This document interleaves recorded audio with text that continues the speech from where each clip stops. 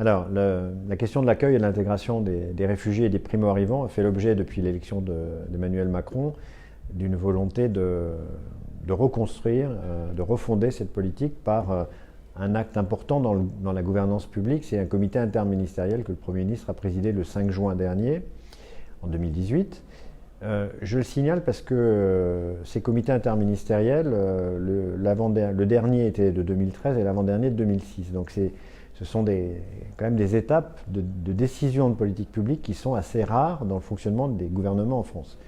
Ce comité interministériel a arrêté une stratégie nationale pour l'accueil et l'intégration des réfugiés et qui fait suite à un rapport qu'avait confié le Premier ministre à Aurélien Taché, qui a fait donc 72 propositions.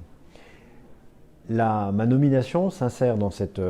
stratégie, dans sa mise en œuvre, par la volonté de remettre une dimension interministérielle dans une politique qui, depuis 2007, était portée par le ministère de l'Intérieur, par le choix qui avait été fait par le président Sarkozy. Donc, j'assure, je dirais, en tant que metteur en scène, la cohérence des différentes actions interministérielles portées dans cette stratégie. Par exemple, le programme d'intégration pour les compétences, pour les réfugiés, qui est porté par la ministre du Travail, qui représente pour cette année 49 millions d'euros, équivaut à 11 000 parcours d'intégration. Donc j'assure, avec des déplacements en région, la cohérence de ces ambitions nationales avec le déploiement au plus près du terrain, avec les collectivités locales, au travers d'un renouveau aussi des relations contractuelles entre l'État et les collectivités, et en particulier les grandes métropoles. Donc on est sur une mission d'ensemblier interministériel. Je suis rattaché au ministère de l'Intérieur parce que c'était le choix du ministère de l'Intérieur de m'avoir sous son autorité, mais avec une lettre de mission du Premier ministre et un recrutement par le Président de la République, donc une légitimité forte sur les engagements du gouvernement. Donc là, on est au début d'un processus. Il y a 250 000 personnes qui ont un statut de protection en France, 40 000 pour 2018. Pour 2018, plus de 120 000 demandeurs d'asile qui sont venus sur le territoire français. Mais pour les protections internationales, on a aussi des formes nouvelles et complémentaires, nouvelles surtout d'un point de vue quantitatif, c'est la réinstallation, qui est quand même quelque chose de très important aujourd'hui, qui réinterroge aussi les modes d'obtention d'un statut de protection en France et en Europe. Donc, dans les réflexions qu'on a au niveau international et au niveau de l'Union européenne, il est très clair que la déclaration du président de la République vise à essayer de remettre en route une démarche de l'Union européenne sur cette question qui est à peu près en rade depuis une dizaine d'années. La relocalisation qui a été évoquée cet après-midi dans le colloque que l'IFRI organise, on voit qu'on n'a pas été en mesure de la mettre en œuvre, et que par conséquent, ça a amené par exemple l'Italie à être, encore une fois, bien seule par rapport à la répartition entre les pays européens. Donc, j'assure la mise en œuvre de cette stratégie interministérielle avec une forte dimension de mobilisation des territoires, de mobilisation de la société civile, avec un service civique que j'ai lancé aussi au niveau national pour des jeunes réfugiés, donc avec un objectif de 500 en 2019.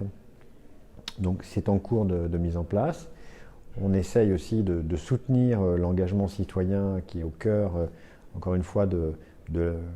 la manière dont on va parler autrement de ces questions. Le changement de regard passe par une appropriation le plus en proximité possible quand on sait que les débats nationaux sont extrêmement difficiles. D'un point de vue, il est difficile de parler sereinement, intelligemment, scientifiquement de cette question des migrations et de l'asile, puisque c'est l'objet d'amalgames et de manipulations variées. En revanche, si on prend le terrain, si on prend la réalité humaine,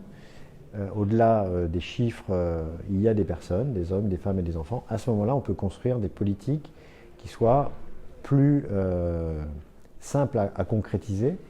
parce qu'on peut lever plus facilement les peurs qu'ont un certain nombre de nos concitoyens par rapport à cette question des migrations,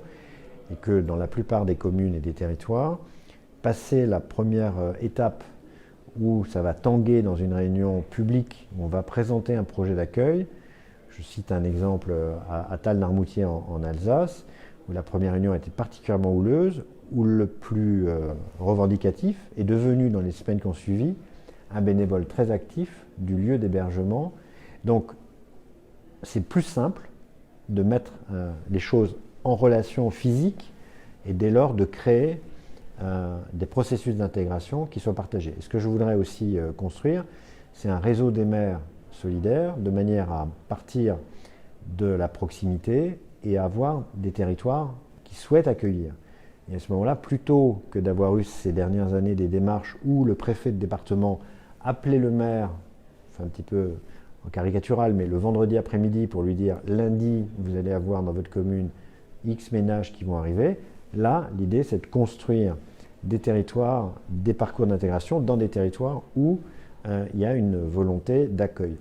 avec une restriction qualitative,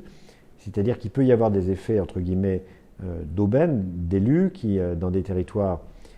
qui se dépeuplent, disent « je veux prendre une famille ou des réfugiés, ça va maintenir l'école ». Donc il faut aussi qu'on labellise cette qualité de l'accueil de manière à ce que l'accueil ne débouche pas sur une impasse, parce que si on regarde l'expérience des Allemands, dans des très petits territoires dans lesquels il y a peu d'emplois et peu de perspectives d'intégration, on ne peut pas prendre le risque de mettre des gens dans un parcours qui sera un échec à 99%.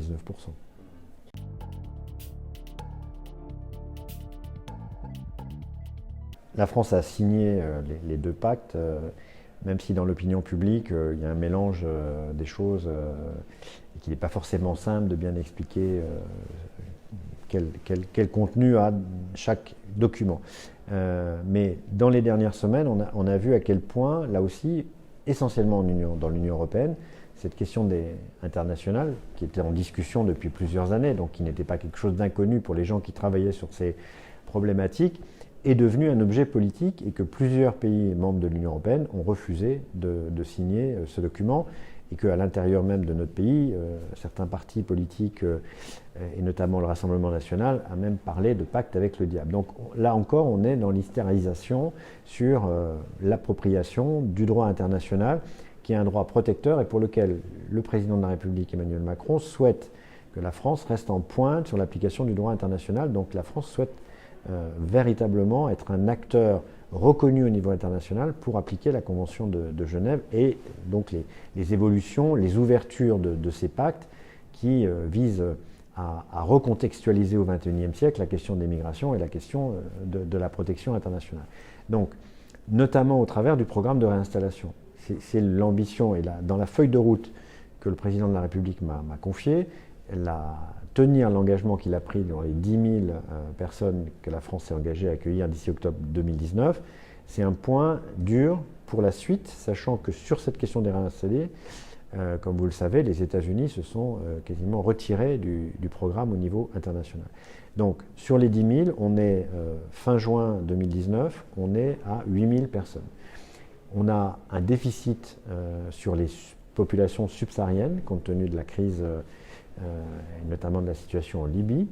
Et donc on est en train de travailler avec le HCR et l'OFPRA pour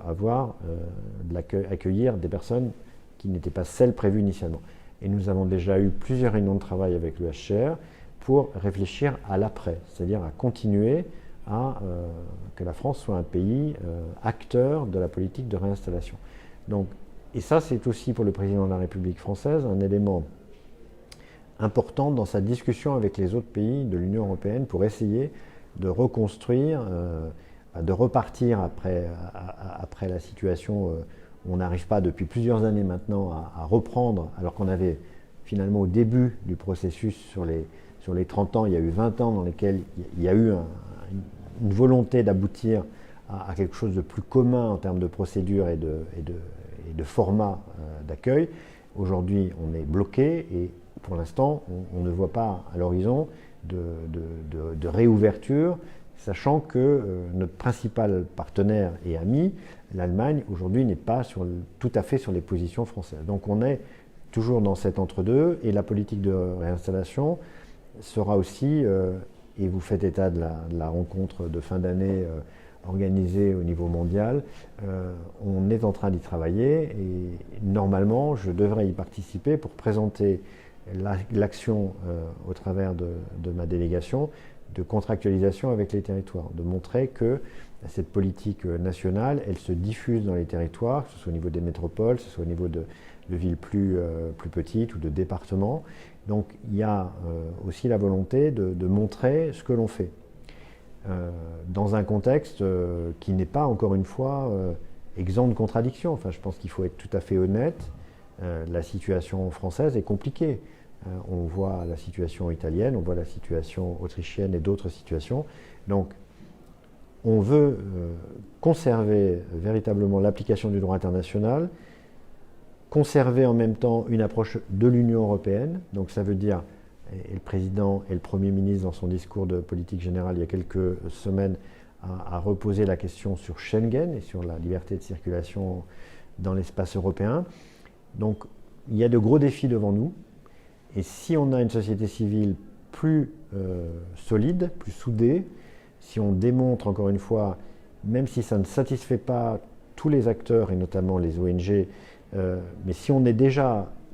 qualitativement meilleur sur les personnes à qui on a accordé une protection internationale,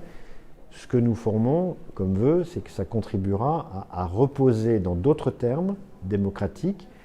plus sereins, la question plus générale de l'accueil des migrants